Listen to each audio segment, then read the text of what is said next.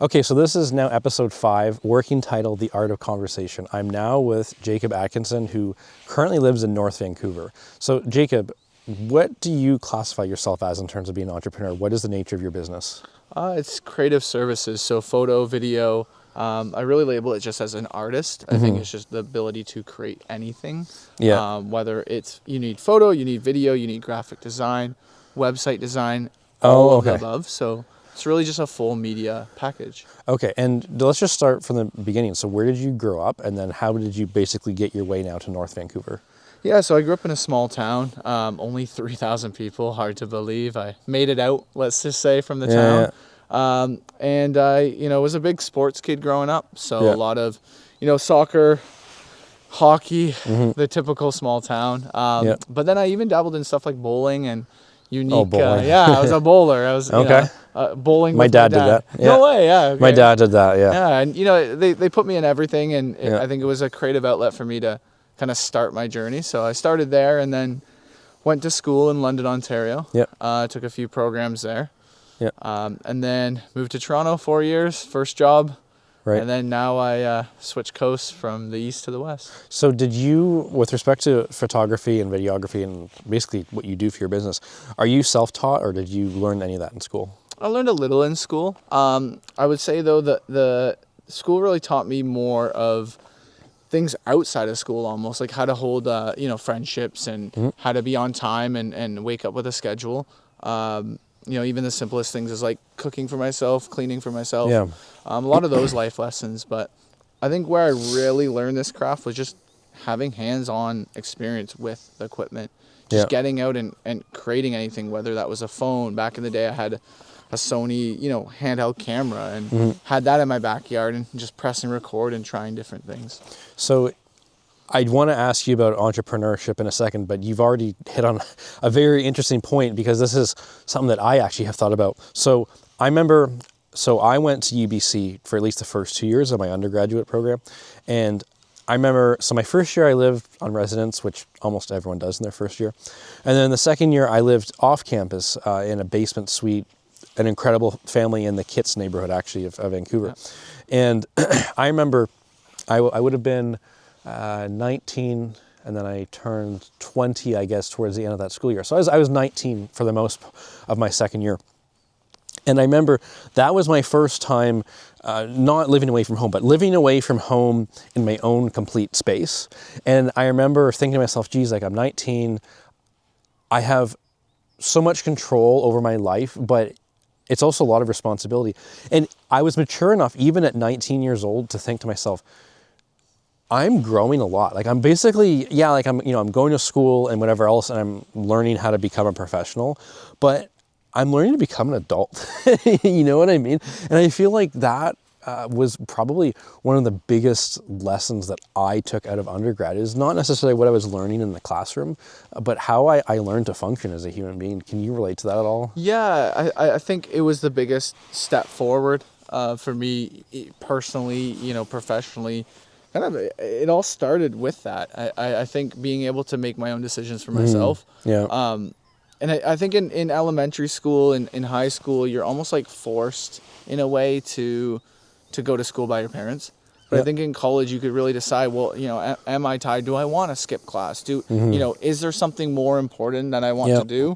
Or is it worthwhile going to class and learning, right? I think you can make a lot of decisions on your own. Yeah, and it's an interesting point that you raised because, for example, in high school, I was never a class skipper. I did quite well in high school, but I remember in university, just as a specific example, I remember in my first year in the second semester, excuse me, I had to take macroeconomics.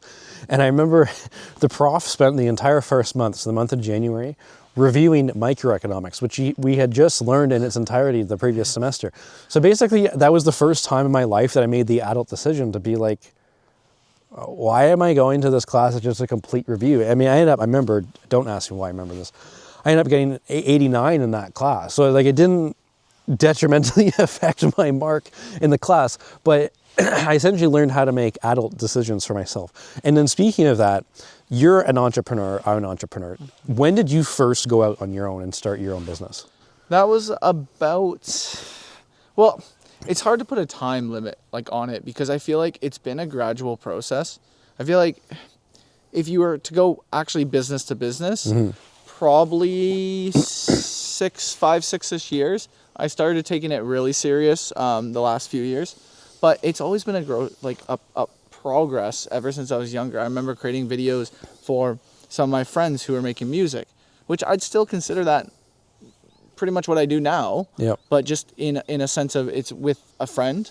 And maybe it wasn't necessarily money to money, but I was still providing a service, and usually they would provide me a service. So like I started growing when I was like really young, started kind of creating from that. So. But when did you, if you remember, completely detach yourself, let's say, from a paycheck every 2 weeks? Yeah, that was about a year and a half now. So. Oh, okay. So you're still fairly recent. I mean, I guess we can call it maybe like a year and a quarter. So, I mean, you're a few months ahead of me.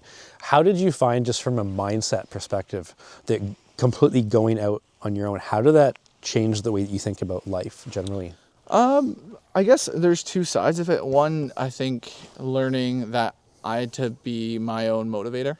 Yeah. That was difficult because, playing sports, there's always a coach, trying to really push you, or players around you, your teammates. But when you're kind of going out on your own and you don't necessarily have that team right away, it's hard to like get yourself out of bed and, get to a cafe, get working. Like those things are your personal own decisions. And that was a little tough for me to get used to.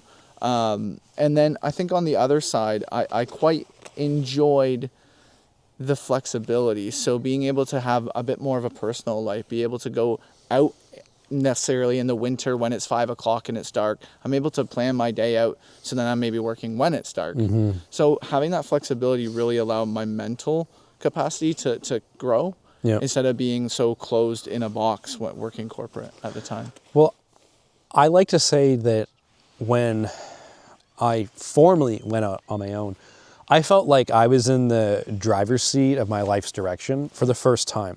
It was entirely up to me where my life was headed. And I'll kind of pause there for a second and say, I truly maybe still don't know where my life is headed, but I feel like I start to find that path as I go. And I will tell you this, I remember the very first time that I got paid by a client after I started my own law practice.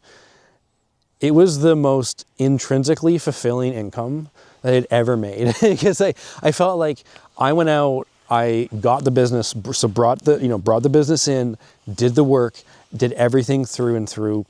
And I just remember thinking to myself, this could get very addicting. Yeah. You know what I mean? Like, do you remember the first time that you got paid by a client? Yeah, and it's like you said, it's the fulfillment.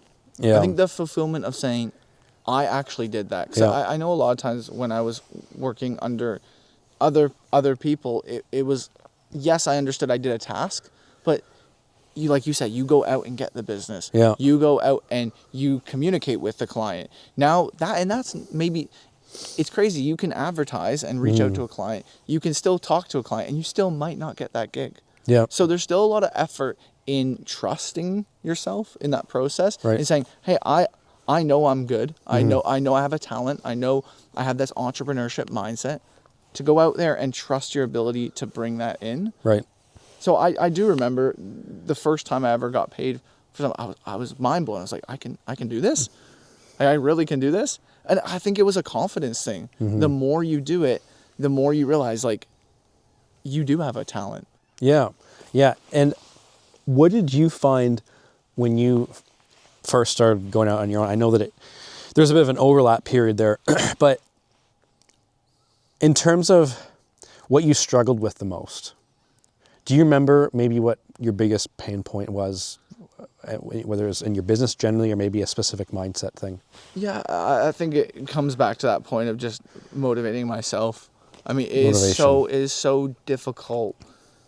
And I don't think it's necessarily difficult it wasn't for me right away because I was excited to get into this journey. I was excited to get started and it was like, oh, I have this freedom. I can go after any business I ever want. Right? Like that was exciting. But I think the thing that was the failures that started to hit me. Oh, I sent out 50 emails, but none got back. Right. Now do I want to get up? Do I really want to do this? Do I want to send another 20 emails out? Right. So that was starting to really push me back a little bit in mentality of, maybe I can't do this. Maybe this is not possible. Right. But when those wins come in, it's the best feeling on earth. Of course. I think that one of the things that I've learned very quickly to differentiate is personal from business. And when someone maybe doesn't go with you with their business, I've learned to not take that personally. And I think that that has also allowed me to objectively evaluate things in life just better. Are you someone that maybe struggled with having that separation at first? Like, do you remember maybe when you would get kind of maybe rejected or whatever, and you took it personally? Yeah, I think a lot of it came from that. And I put a lot of my career, whether the goods, the positives, and the negatives, to sports, to be honest, because that was just such a massive part of my life. So there was times where I was just really hard on myself. I mean, even when I remember after a game, my coach would be like, "We won, smile," and it's like, yeah, but I didn't play a good game. So there's a lot of like very strong feelings of I felt like I needed to be up here always, and I felt like if a client liked my video, right, if they were happy with me, I still put myself at I expect them to be happy, right? So I set my bar up high, but the problem was the negative side of that. Right? It really, really, I set myself up for failure before I even found out if they liked it or not. So I already had a negative mindset going into it. And that's recently kind of switched, which has been refreshing. But for a long time, are they going to like it? Are they going to like it? And if they don't, I'm already down there. What do you think that doing sports as a kid taught you the most in terms of a transferable skill that you now use in your adult life? I think communication that you could go out and, especially in soccer and team sports, you could go out and you could be the best player on the field, but if everyone else around you isn't the best and isn't at their best, then you're not going to win, right? Like you really need your team to fully be in it. And I've learned that around like the creative circle and how the people around you and the closest, there's a quote, right? The 5 closest people. Oh, it's something I'm paraphrasing here, but it's something along the lines of your net worth is the average amongst your 5 closest people or something along those lines. Exactly. And I think that's what really, I understood that the people that are really close to me, similar to teammates, right? The people that are playing beside you in your positions or on your team, like you have to have a connection with them. And a lot of the time that connection is not just on the field, but it's bigger than that. Yeah. By the way, we're doing this conversation right now, and I don't know if it's Sund or Sund, and Lofoten, Norway. It's somewhere around 1:30 in the morning. Just wanted to point that out, and you can see just the daylight here. I've lost all concept of time being 24-hour daylight. But what I was going to say about sports is I would say the thing that I took the most out of sports as a kid, I mean, I played college baseball through university. Was not a great player by any stretch, but I learned work ethic. I think that is what I took out of it the most in terms of having to go for practice, working hard, and then when I was in university, early morning workouts, whatever it is. And I mean, I can comfortably say, I mean, obviously I wasn't good enough to play, was nowhere near good enough to play professionally, but the one thing that I can rest easy with is that it wasn't a question of how hard I worked. I mean, I worked my ass off at it. I didn't succeed at it, but I truly believe that working that hard normally has now allowed me to understand what it takes to be a successful entrepreneur. 100%. Yeah, and I always say that this is something, ever since I was a kid, I would always tell myself before the game, you got to back yourself first. If you truly don't believe yourself, I mean, how is anyone else around you going to believe in you? Yeah. So I remember every time I would step out on a field or step out on the ice rink, it was like, I got to go into this with full confidence. Yeah. Like I have to believe that I am worthy to be on this team. Yeah. I'm worthy to start this game. I'm worthy. And as long as you have those affirmations, I feel like you go into it with a complete different mindset. It's like if someone were to talk negatively, oh, I don't know if I can do this. They're likely not going to do it because they're already talking themselves down. Yeah, it's funny, and we had a conversation off camera about this, but I'll reiterate just quickly. I remember playing hockey as a defenseman. I had a great shot, but I was too scared to give the puck away. I was too scared to be at fault for a goal, and I would be a passer more than a shooter. Kind of a waste of a talent, I guess you could say. Not that I ever would have been a professional hockey player, but I mean, similarly, more so for baseball, I mean, as a hitter, there were times I would go up to bat and I would basically just try to not strike out. Like it was that bad mentally. You know what I mean? Yeah. And you can't live scared like that. And I would say if I had the mindset that I have now as a kid, as an athlete, I think I would have been a much better athlete. But in fairness, I think that maybe I needed those struggles as a kid to then be a better adult. Definitely. Right? Because I mean, I can tell you that I played sports, different sports with obviously some kids that were way better than me physically, but knowing maybe where they're at now mentally, Yes. they're not where I'm at. And I don't mean that in a condescending way. I just mean that everyone has different growth patterns. And just because you're somewhere at one point in your life, it doesn't mean that you can't improve and get better over the course of your life. I mean, we also had another conversation. I can tell you, for example, like in the last 10 years, how much of a different person I am now than I was when I was, for example, 22 years old. What growth have you seen in yourself? Maybe whatever time period you want to pick, but just in terms of maybe how you've grown as a person. Yeah, a lot of it comes down, I've just, a little backstory is I grew up really comfortable, I'd say. And when there wasn't really a pinpoint issue that I felt like growing up that I had, it was just very smooth sailing. But actually, I had a really toxic relationship for 4 years that just kept going on and on and on. And I felt during that time, I stepped out of who I was. And I had my parents, my family really asking me like, hey, I don't even really recognize you anymore. I think that was a big moment for me to say, well, if you can't recognize me and should I even be able to recognize myself? So I think there was a moment of that, and that wasn't that long ago, only a few years ago. I look back on that moment, and that really changed and rewired how I really thought about, well, the things that I'm passionate about are me. And I need to dive into that. I'm a different person. You're a different person. We all have different backgrounds, and we should be proud of that instead of trying to fit into this like box, right? Yeah. So that was a big growth moment to say, well, I shouldn't be changing for someone else. Right. I should be really rocking who I am as a person. Right. And that's really, really, I've seen that growth like times 10 in the last year and a half, 2 years. Well, I think too, whether it's a negative relationship or maybe a negative friendship that falls apart, I think that as long as you're able to look back and pull a lesson out of that experience, you can be at peace with the past that you maybe had with that person. And I mean, I can say for sure with some negative relations that I've had with people in the past, although maybe it was very difficult at the time, once I kind of grow and mature and I look back, it's like, oh, okay. I mean, it was actually, maybe, for the best that maybe I didn't stay as close friends with that person. It doesn't mean that I resent them.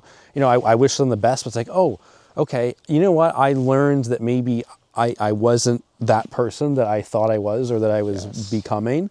And what I like to tell people is any negative experience in life, as long as you can pull a lesson out of that, it wasn't meant to be, I mean, it was negative maybe at the time and in the moment, but the lesson actually makes it positive. Yes. Yeah. Yeah, and I look back and there's this quote I love quotes, by the way. It's just yeah, like me too. I absolutely love them. And there was one that my mom shared with me during that time, and it says, you either win or you learn. And that was big for me because, yes, everyone can lose, but losing, you can choose to learn. right? You can choose to learn or you can choose to lose. And that stuck with me, and it still sticks with me, because during that time, I agree, I have no harsh feelings towards that person. It was just a lesson for me to understand that that didn't work. Now, who can I be now, and who was I, and really find my identity again, and then grow from there. But it's just a learning lesson. Yeah, and if I can just maybe go back to entrepreneurship for a second. Yeah. When you go about, let's say, pitching or pricing with clients, because that was my biggest pain point when I started, was basically having, and it kind of stems also from an earlier subject with respect to confidence, going to someone and basically having the confidence to say, this is what I'm worth in this moment. Did you ever kind of struggle with that equation, to be like, maybe you were giving a quote that you maybe even yourself weren't that sure about, and maybe they said yes, maybe they didn't? I laugh because it's all the time. All the time. It's still. all the time. I still get it. I'm a year and whatever months in. I It keeps get going it. on. Yeah. But the one thing I think that's important is, comes back to the people around you telling you you're worth more. You know, and I still think I have to believe that. I still think in opportunities you realize, I should have charged more. I'm worth more. Because time is also valuable. Yeah. And that's something I'm learning. It's like the product's one thing, but your time is valuable. The thoughts, your creativeness, the creativity is very expensive. It's worth a lot. Yeah. Right? Ideas are worth a lot. Oh yeah. So there's a lot of equations that and little dollars that I miss out on, because I think there's more to it than just, well, I'm this. Yeah. I'm that. Well, hold on. I'm doing a lot here. Yeah. Now, with your business, would you say that your clients are mostly brands, or how would you say that the income streams of your business are divided up? Yeah, it's a lot of brands, some personal. So like for example, real estate, brokers, a lot of them. But I kind of do a mix of everything. Some are artists. It keeps it fresh, right? It's something different, but they're very different in the way I deal with each individual. Now, do you still do cold reach outs or outreach to potential clients to try to land gigs? And if you do, what would you say maybe is your response or success rate from those? Funny enough, this might sound crazy, but for how long I've ran my business, Distant Ventures, I have only ever sent out an email to a client, or only started sending out emails to a client this year. And I'm talking within the last 2-3 months. So majority of my success stories have come from just personal connections, word of mouth. Yeah, it's amazing how strong your network can be and where it can take you. I know the mosquitoes. Bugs are these are like I don't know. I think they are mosquitoes. I can kind of hear them in my ear. This is like the first time that we've had mosquitoes the entire time that we've been here. But I like to ask the other people. So we're on a group creator trip right now. It's Jacob, myself, and 8 other content creators. We've basically been together. What day is it today? Tuesday. So we've been together for 6 days. We still have a few days left together. But I've been asking the other people the same question. I say, who would your dream client be to work with, and how would you pitch them? Ooh, that's a really good question. I always thought about, I love the idea of resorts, but it's funny because when I go travel, I never stay at resorts. And the reason why is because I think there's a level of environmental possible issues and over tourism. But there's some out there, like such as Four Seasons, where I feel like they have a lot of information about ethical practices. So ideally, like a Four Seasons or higher end resort, that's who my dream client would be. And maybe partnering that with like necessarily like an ethical clothing brand like 10 Tree or something similar. But I'd love to do a micro documentary about their sustainable practices and the way that they get back to the environment, the ways they get back to the environment. Yeah. Because I don't think there's a lot of information about that out there. Yeah. And if there is, it's a long page that you have to click on a million links to get on their website. Right. Where I wish it was just a video series that made it more enjoyable for people to watch. Right. And I get a lot of interesting answers from all the different people on our trip. And we had a discussion off camera before we started. And I told you how, when we talked just generally about imposter syndrome and how we've both fought it at various points in our lives. But I fought it even just getting the invite to come on this trip. I mean, to be blunt, I'm the only person on the trip that doesn't do commercial photography or videography. I am probably the least experienced content creator on this trip. And I even questioned, how am I going to fit in? Am I going to be overwhelmed? Are people going to accept me in the group? And I can say unequivocally that I have been welcomed with open arms. I feel like with everyone on this trip, I feel like I have made 9 new, hopefully, lifelong friends. You're good. You're good. Don't worry. Right? You're good. You're part of it. It's an amazing feeling to kind of get the feedback from to see other people believe in me. And also, I feel like I've been able to somehow give value to some of the other people on the trips, or some of the workshops and the discussions that we've done, and people telling me, hey, like that's a pretty good idea. Like I should consider doing that. I'm just curious, what would you say is maybe the biggest thing that you've taken out of being on this trip? I think just being around really good people. I mean, there's nothing better than like the cultivation and the curation of this trip, especially with Colleen and Matt, who they've brought on board. Everyone has a little bit of something to give. Yeah. So I think it's the going home. Got a mosquito for you. Hey, I'm not saying this is why he's on the trip, but yeah, I'm helping out. He's pretty good. Professional mosquito capture.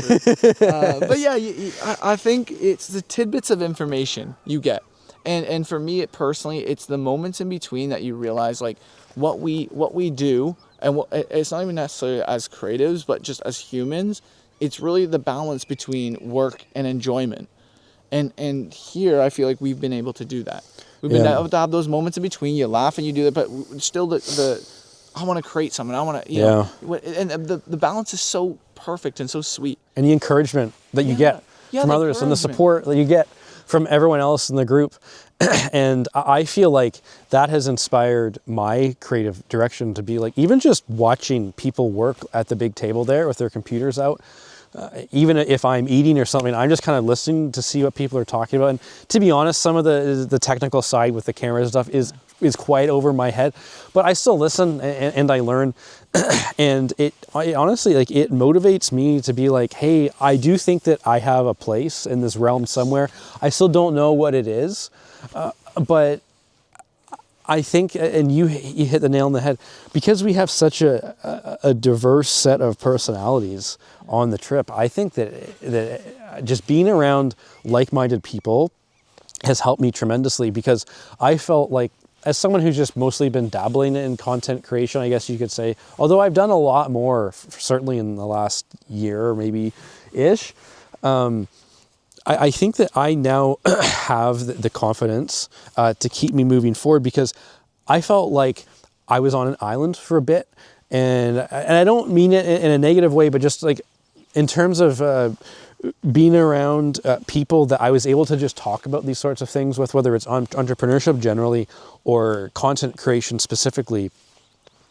I feel like unless you're in that game, it's very difficult to talk to your friends who don't do it for their own reasons, and it's fine if they don't want to do it.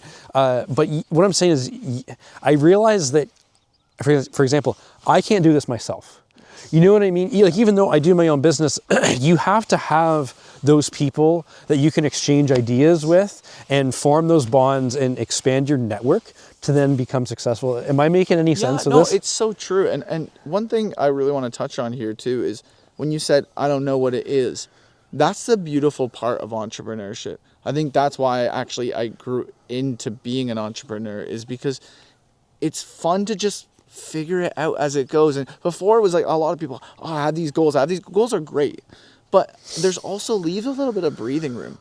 Live a breathing room just to allow yourself to find out what that is. Mm-hmm. Because one thing I remember growing up, I always had my inspirations of who I want to be. But then I realized that I was never able to get there. Mm-hmm. And the reason why is because I am different. I'm creating my own way. Yeah. And I think that's the cool thing about entrepreneurship. You can create your own way. Like, there's no right path, there's no wrong path. And funny enough, there's a real estate conference I went to that I was filming at. Right. The only thing I took from that real estate conference was the fact that they said, you can have the same end goal, but if you don't have a map, but you know where that end goal is, everyone's going to take different roads to get there because they know, oh, it's north. But they're going to take different roads, and some might take longer, some might take shorter, but it's all going to lead up to that. It's just everyone's going to take their own path, right? So whatever that success is, you know, it's just the amount of which way you're going, right? It's going to take time. Everyone's on their own path, like you said. And how do you think that whatever it is that you've learned so far on this trip, that will change or alter maybe how you do business or how you create moving forward? Yeah, I think it's just a confidence thing. I think when you're around these people, they believe in you, and you really start to realize that you look at them and go, oh, well, you're like, look at your YouTube video, look at your thing. Right. But you realize, like, if they're dishing it back to you as well, you go home and you go, oh, I'm fired up, I'm ready to go. Yeah. Right. Yeah. I would say that I similarly take out the same thing. I take out a lot more than that. Like, I've just seen the way that people do short films and in shorter form reels and whatever. And I start to build some ideas, or maybe how to frame shots and composition and all these things I didn't know too much about. I've mostly been self-taught. But I think the biggest thing, to your point, Jacob, that I can take out of this is just having the confidence now to know that, I mean, yeah, it's going to be a long road. It's going to take a lot of reps to get excellent at it. But I think that I just have the confidence knowing that I have a place here moving forward. And I think that's fantastic. Yeah, I think the exciting part is watching that grow. Like, I think that's the biggest part about all these people that are in this retreat is seeing how they grow. And I can't wait to see 10 years down the road. That's what I'm looking forward to. These people having these close bonds, meeting some of these other folks on the retreat. It's seeing them in 5 years, 10 years, and looking back at this footage and going, wow. Yeah. Like, look at where we are now, and look at where we were, and look at these experiences we're having. Like, I think it's almost quite emotional, because it's more than just a creative retreat. Yeah. It's like a life retreat. Yeah, that's a very good point. It is, and it makes me wonder too where this could lead. You know what I mean? And maybe what other group events we could be involved with in the future. I said to you earlier, whenever you come to Toronto, for example, like, let me know. I live right downtown, and I think that those friendships are going to carry us so much further than just this week. Well, Jacob, look, I've enjoyed talking to you greatly. I could keep doing this. It's probably somewhere close to 2 o'clock in the morning now, even though it doesn't look like it. And to be honest, the mosquitoes are getting pretty bad, so I don't want to keep you out here any longer. We also don't look that tired, but deep down we are a little, so. But once I get a little more polished and have, I would say, probably more so the proper equipment to do this, I'd love to have you on again at some point in the future when we're together in person and we can just let it fly longer. But for today, this has been awesome. I'm going to throw your social handles up in the description of the video on the screen so you know where to find Jacob. He's a phenomenal photographer and videographer. He's taken some amazing shots of me on this trip, and I thank him greatly for that. So once again, man, appreciate it. On. Hey, and remember, look at this guy's smile. It's worth a lot.